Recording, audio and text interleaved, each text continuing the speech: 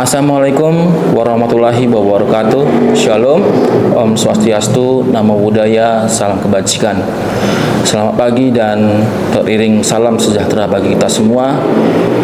Perkenalkan, nama saya Joni Paul Carlos Pasaribu SEMM. Saya merupakan dosen tetap pada Universitas Indonesia Bangsa di Prodi Keperusahaan. Saya mau mendapatkan tugas tambahan sebagai Ketua Program Studi Keperusahaan dengan NIDN 1027 Saya mengampu mata kuliah bisnis keluarga dengan kode mata kuliah PRKW 202207. Pada kesempatan ini saya memaparkan materi perkuliahan yang saya ampu tersebut, yaitu dengan bisnis keluarga. Materi adalah transisi kepemimpinan dan kepemilikan atau suksesi dalam bisnis keluarga menjadi kekasan prodi perusahaan dalam merencanakan konsep bisnis dari keluarga. Mata kuliah ini memiliki bobot 2 SKS. Kemudian mata kuliah ini akan saya bahas mengenai secara komprehensif tentang dinamika dan karakteristik unik bisnis keluarga yang merupakan bentuk usaha dominan di banyak negara, termasuk khususnya adalah Indonesia. Fokus utama adalah pada bagaimana bisnis keluarga dikelola oleh keluarga dan berkelanjutan berdasarkan generasi. Materi meliputi struktur dan peran keluarga dalam bisnis, konflik kepentingan, perencanaan suksesi, profesionalisme dalam manajemen, serta tata kelola, serta tidak lepas dari strategi pertumbuhan dan inovasi dalam konteks nilai-nilai keluarga. Mahasiswa akan diajak untuk memahami keterkaitan antara kepentingan bisnis dan nilai-nilai keluarga, serta bagaimana menciptakan keseimbangan antara keduanya. Dalam penilaian akhir, keberhasilan mahasiswa dalam pembelajaran mata kuliah ini menggunakan metode penilaian acuan patokan. Adapun yang menjadi dasar penilaian adalah yang pertama adalah kehadiran 10%, kemudian kuis 10%, kemudian tugas 30%, tugas kelompok 10%, kemudian UTS dan UAS masing-masing 20%. Adapun materi yang akan diberikan pada mata kuliah bisnis keluarga ini adalah yang pertama, penjelasan entrepreneur keluarga, kemudian penjelasan mengenai bisnis keluarga, yang ketiga adalah struktur kepemilikan bisnis, yang keempat adalah keberlanjutan entrepreneurship dan penerus, yang kelima adalah kesuksesan dan penyelarasan kekuatan ataupun kepemimpinan. Yang keenam adalah pembiayaan dan penilaian bisnis keluarga.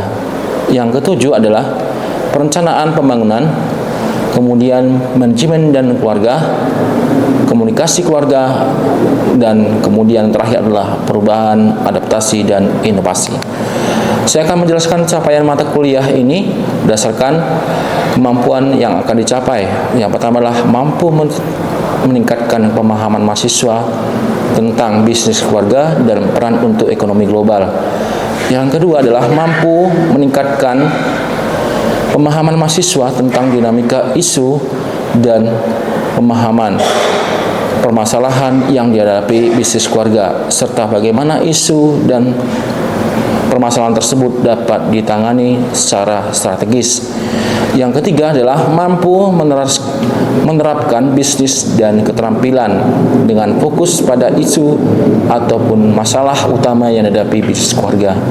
Yang keempat adalah mampu meningkatkan keterampilan komunikasi dalam bisnis keluarga. Berikut saya akan menampilkan video pembelajaran tatap muka di kelas. Baik, selamat pagi semuanya. Bagaimana kabarnya? Baik. Oke, semoga selalu sehat ya. Nah, sebelum kita mulai, alangkah baik kita memimpin doa sesuai dengan ajaran kepercayaan kita masing-masing. Di doa mulai.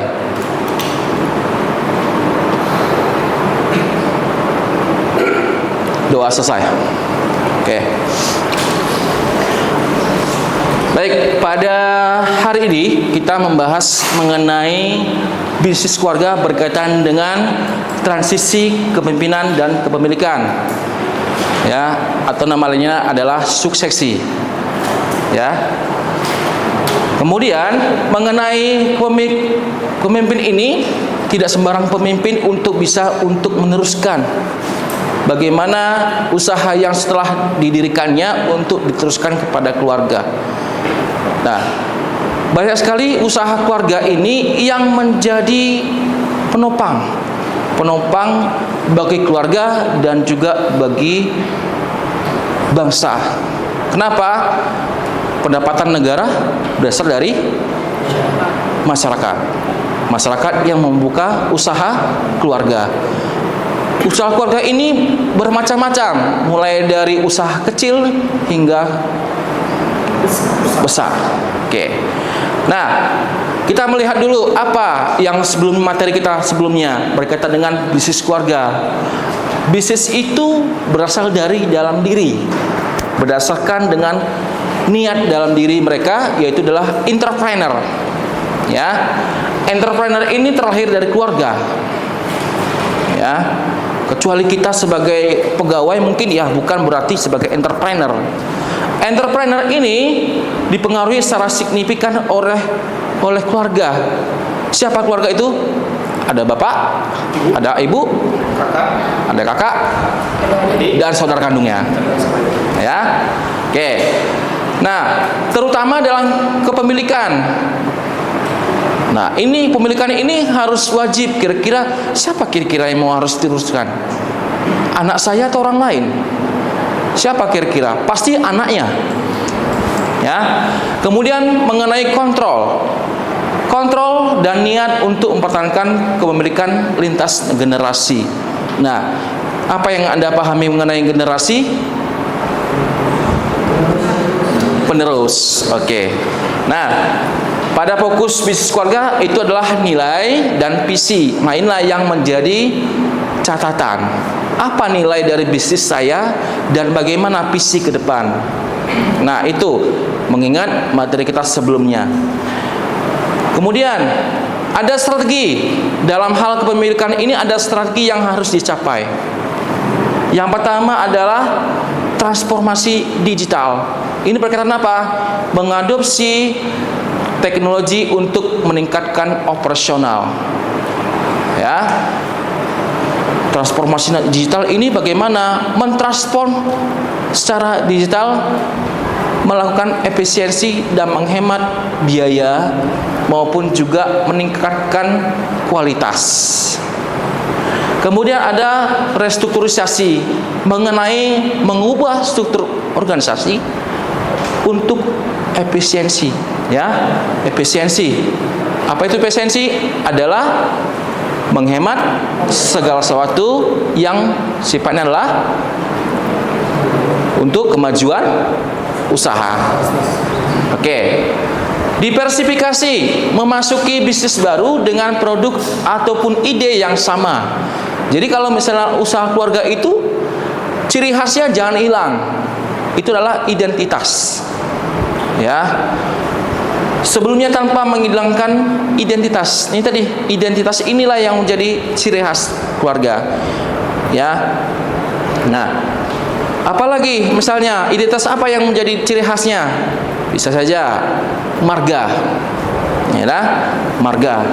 Kemudian nama kakeknya.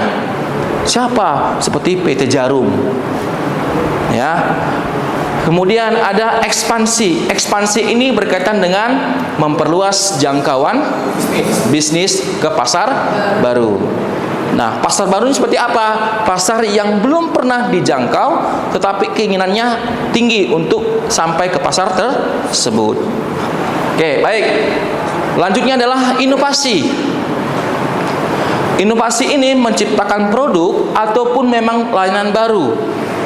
Ya, sebelumnya produknya ya biasa saja, kemudian dilakukan sebuah inovasi menjadi produk yang memiliki nilai tambah. Kemudian layanan baru. Sebelum layanannya secara konvensional, kemudian dengan ada inovasi secara digital. Oke, good. Nah, ini berkaitan dengan strategi bisnis keluarga untuk masa kini. Ya. Kemudian ada perbedaan generasi dalam perusahaan keluarga. Namanya generasi tadi saya sampaikan tadi, generasi itu apa? Penerus. Ya. Generasi ini ada beda-beda. Ya. Berarti dari anak kemudian menikah, setelah menikah dengan memiliki pasangan, lalu pasangan tersebut punya anak lagi, apakah akan melanjutkan usahanya lagi? Nah, itulah yang menjadi pertimbangan. Nah, ada perbedaan generasi dalam perusahaan keluarga. Generasi pendiri, namanya juga pendiri, sangat tinggi, ingin usahanya bangkit. Ya, kalau bisa motivasinya lebih dari orang lain. Kenapa? Punya keinginan baik supaya orang lain menikmati apa yang dia buat itu.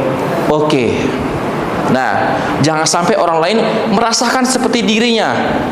Itu adalah suatu gagasan dari generasi pendiri. Ada kepercayaan tinggi.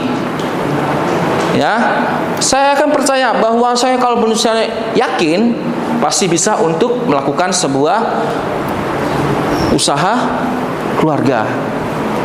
Ya. Kemudian generasi kedua ini ya individualnya rendah, kepercayaannya juga rendah. Kenapa? Karena ada sesuatu yang kurang match, kurang cocok. Kalau sebelumnya seperti ini, saya ingin beda. Oh, nggak boleh dong. Nah, kira-kira bisa nggak jadikan sebagai suksesi penerus? Itu menjadi pertimbangan. Generasi ketiga lebih rendah lagi untuk individualismenya. Kepercayaannya lebih rendah, perbedaan dalam pelaksanaan juga beda jauh. Kemudian perbedaan dalam perencanaan lagi juga beda. Ya. Nah, ini yang cara mempertahankan usaha keluarga itu yang sulit. Berarti dimulai kapan? Mulai cara mendidik.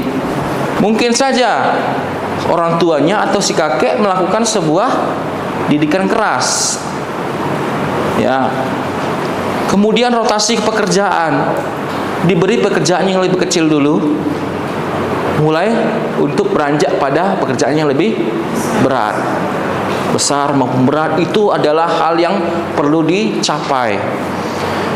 Kemudian tata kelola keluarga yang baik itu bagaimana? Adanya dewan keluarga. Siapa? Kemudian konstitusi keluarga bagaimana? Kalau kerja itu jangan terlalu diporsir ya, seperti itu. Kalau misalnya usaha ini bagaimana? Kira-kira jam berapa sampai jam berapa? Ya. Kira-kira untuk mendapatkan keuntungan besar bagaimana cara promosinya? Ini adalah coba untuk tata kelolanya. Uang masuk berapa, uang keluar berapa biaya promosi. Dari promosi tersebut berapa banyak pendapatan yang harus diraih. Ya. Kemudian ada transisi bertahap. Pertama dicoba dulu training, dipimpin dulu sama yang keluarga intinya, atau memang sudah keluarga besar, ya, ada pamannya, ada bibinya, ya. Nah, makanya di sini perlu ada bimbingan pimpinan. Siapa? Pendiri. Ya. Nah, kemudian berkaitan dengan komunikasi terbuka dan jujur. Ini yang sulit sebagai tantangan. Ya, terbuka. Kalau seandainya si paman itu siapa sih? Adik dari si bapak, ya kan? Si paman dipercaya untuk menjalankan usaha, tetapi komunikasinya tidak terbuka. Mengenai apa kalau terbuka? Keuangan. Ini yang menjadi sebuah dilema.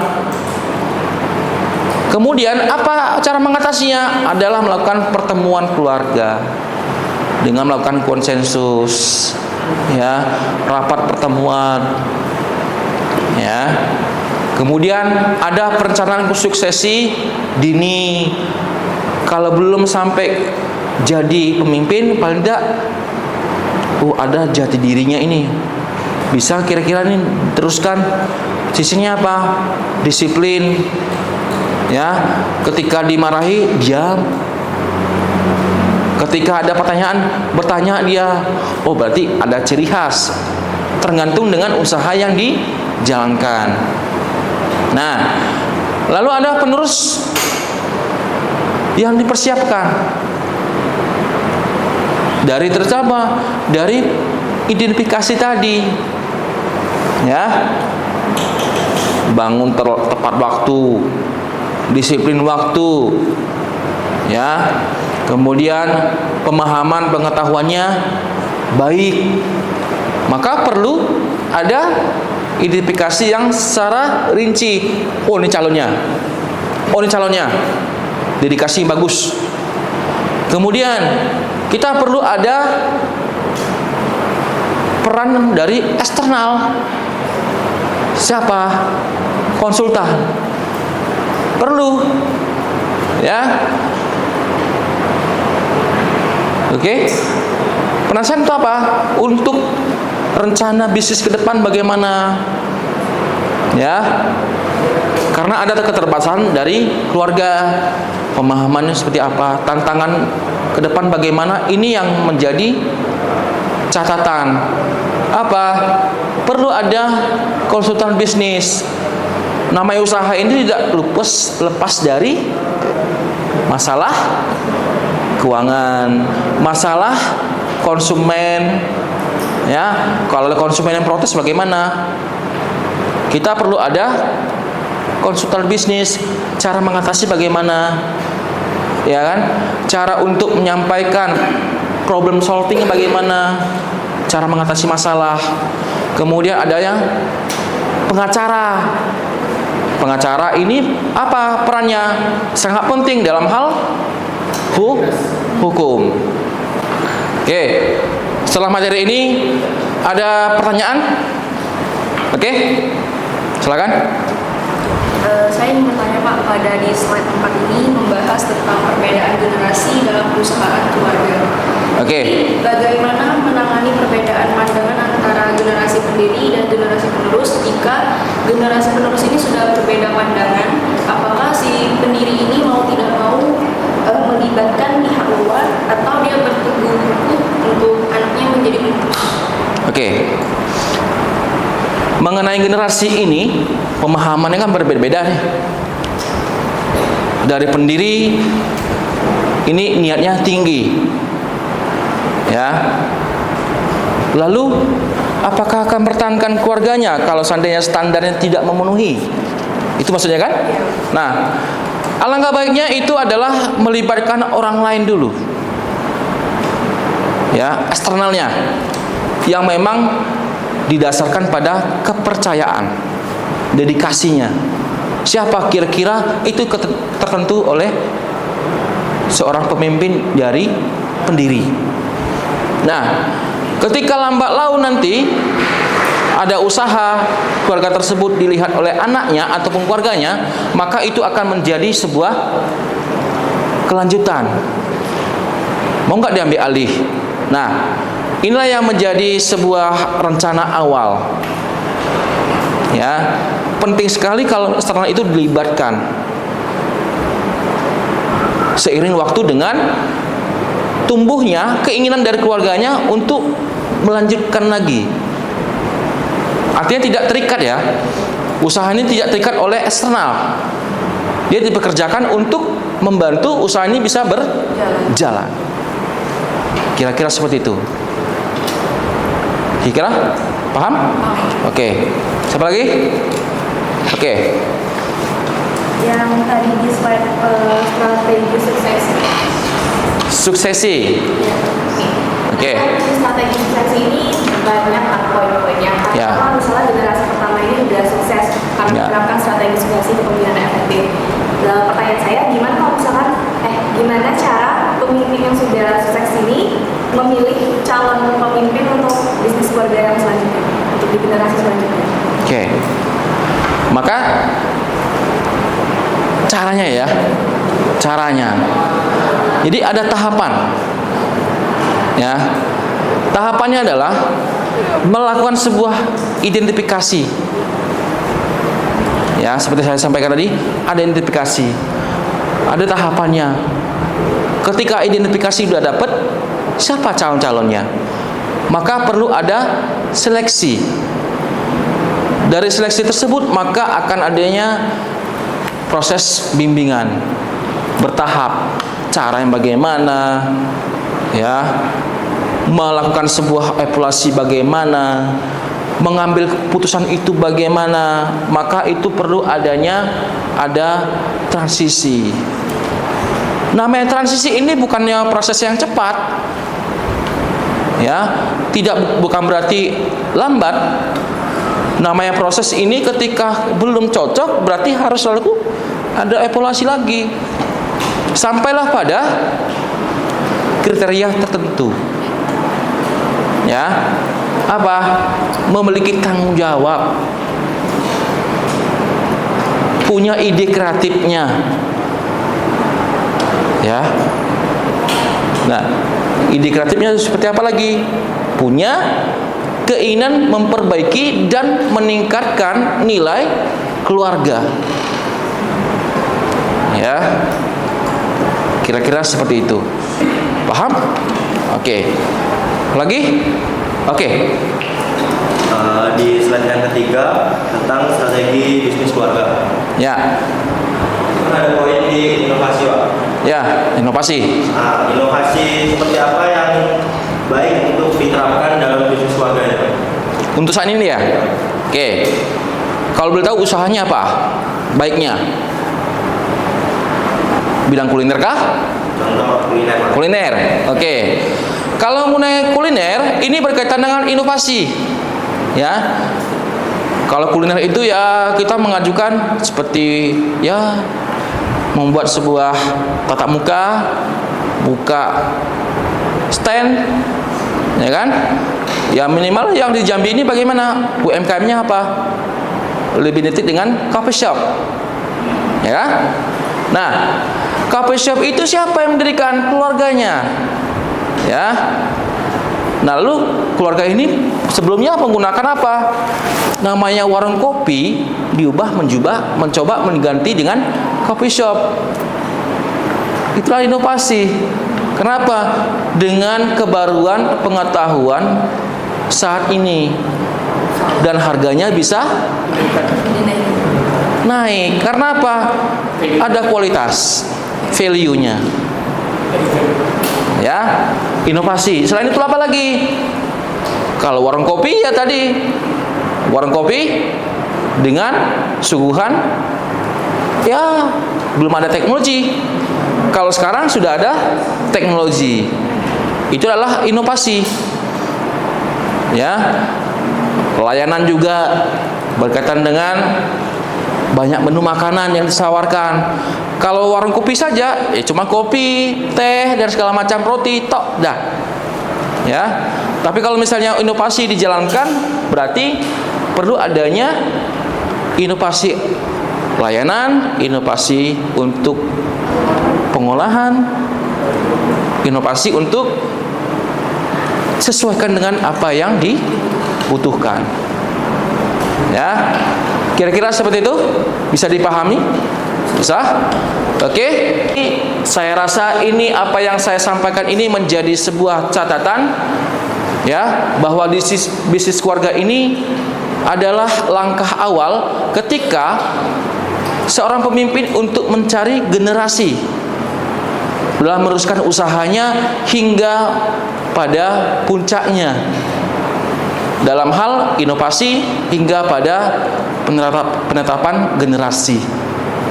Ya, demikian hari ini yang dapat saya sampaikan.